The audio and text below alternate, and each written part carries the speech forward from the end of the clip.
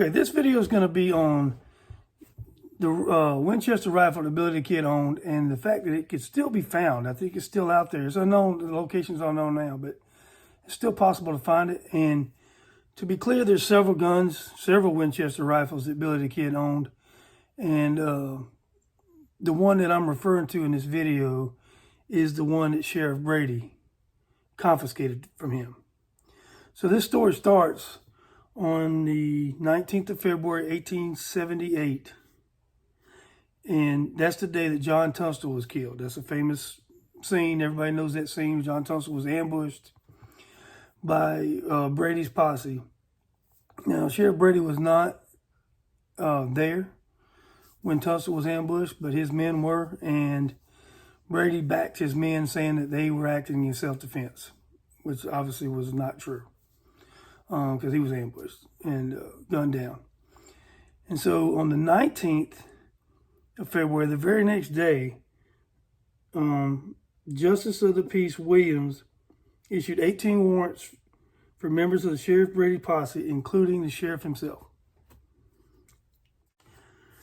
The warrants were handed to Constable Martinez, who deputized Fred Waite and one William H. Bonney, Billy the Kid. They were to go and assist in the arrest of the sheriff. And they went down to the three men went down to the Dolan store where the sheriff and his men were to arrest them. Well, as soon as they came in the door, their guns, Brady and their crew leveled guns at these three men. This is a quote from George Coe told the story of the encounter because he was there to witness it. That Brady threw down on the kid, saying, "You little son of a bitch, give me your gun." "Take it, you old son of a bitch," is what Billy the Kid's reply was. That's according to George Coe.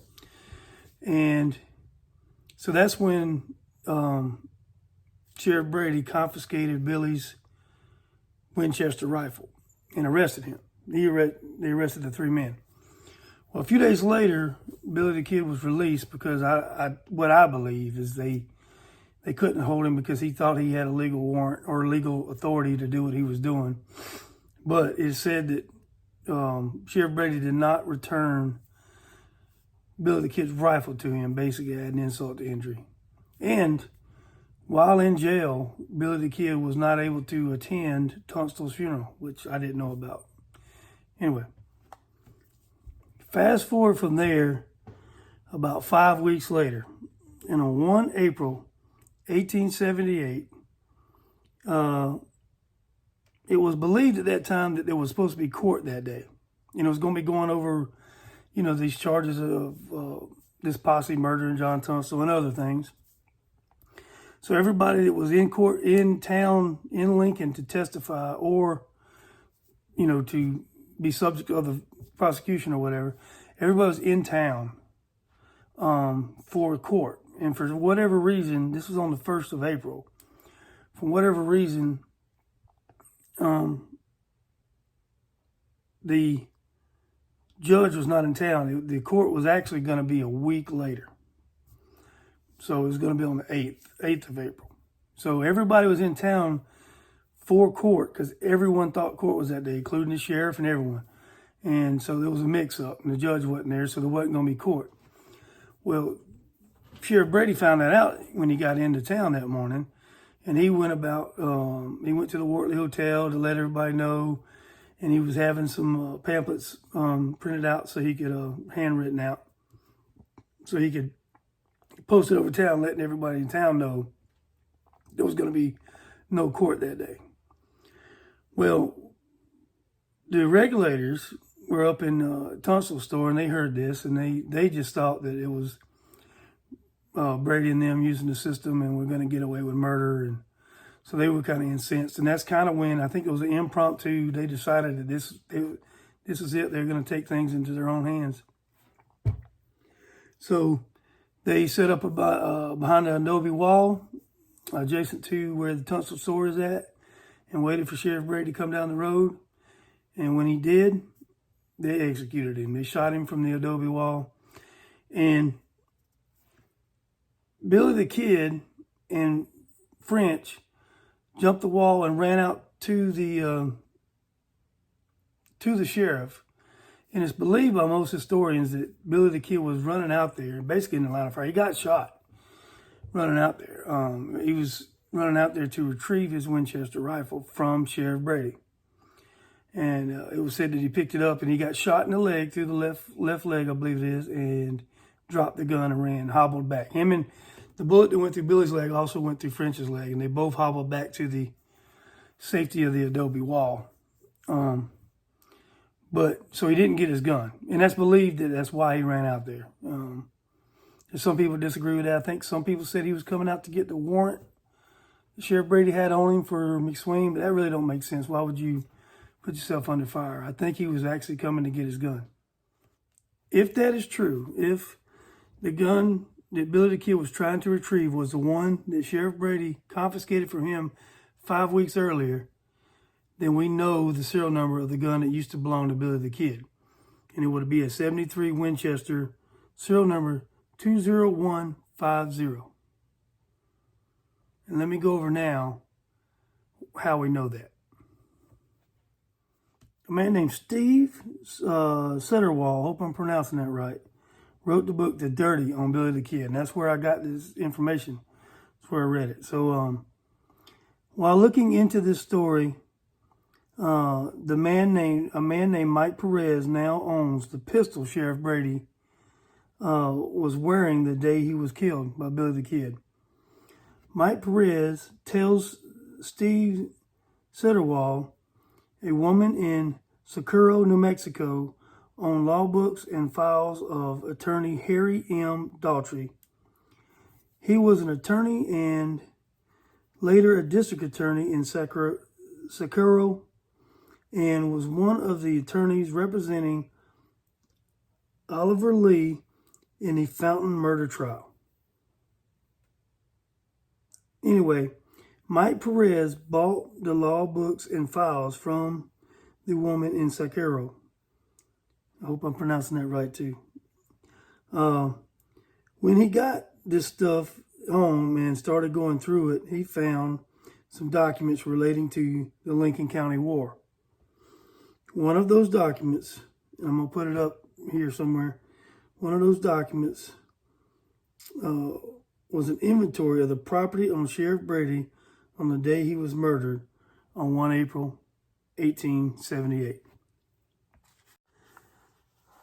After the sheriff was killed, his body was taken to the courthouse and inventoried by the Irish-born probate judge James Tomlinson.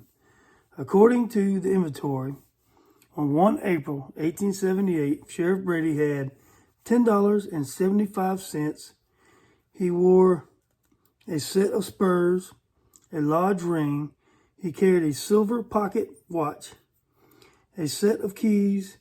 He was armed with a Colt pistol, serial number 150910, which today is owned by Mike Perez. The whereabouts of this pistol is known to this day. Sheriff also was armed with a Winchester, many historians say was a model 1873, the rifle he confiscated from the kid just 5 weeks earlier, on 19 February 1878, when the sheriff arrested the kid. If that is true, Billy the Kid owned an 1873 Winchester serial number 20150, which is listed on the inventory of Brady's body. Cold West Detective Tom Boring looked into this when these guns were made. The 1876 Winchester was being produced by the time Brady was murdered. Serial number 20150 would not have been produced until 1881, 3 years after the murder.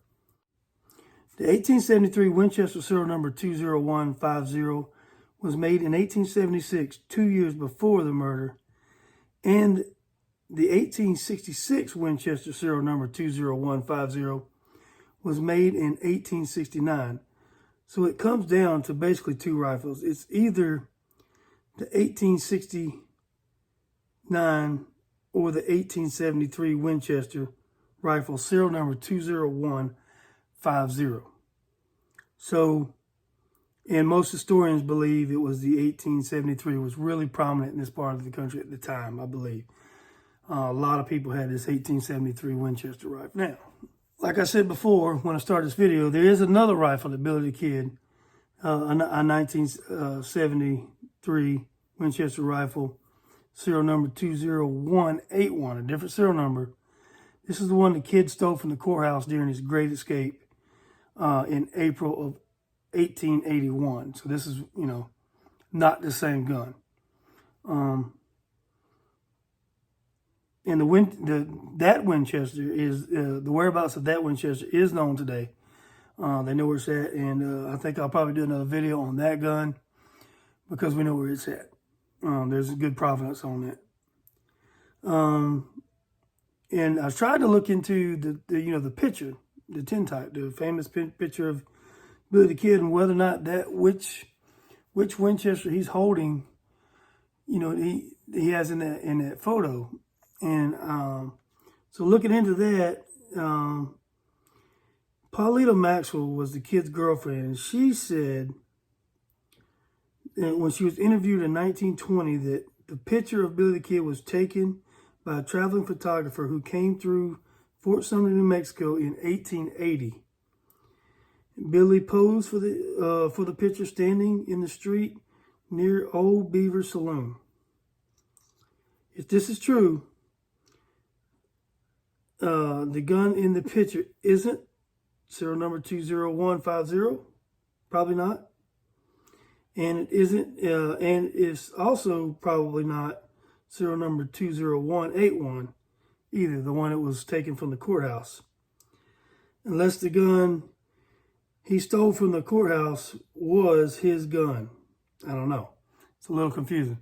So it sounds to me like there's three Winchester rifles. One that Brady took, one Billy the Kid had in between then and that, and then the one he stole from the courthouse when he escaped. So, you know, it's a little confusing because there's at least two guns involved, probably three. The one I referred to in the video is the one that's serial number 20150. The gun that this video is about is the one that Brady took, and the one that was on Brady's body when it was inventoried and later misplaced. Somebody has it, and is a good chance. It's not 100% chance, but it's a good chance that was Billy the Kid's Winchester rifle.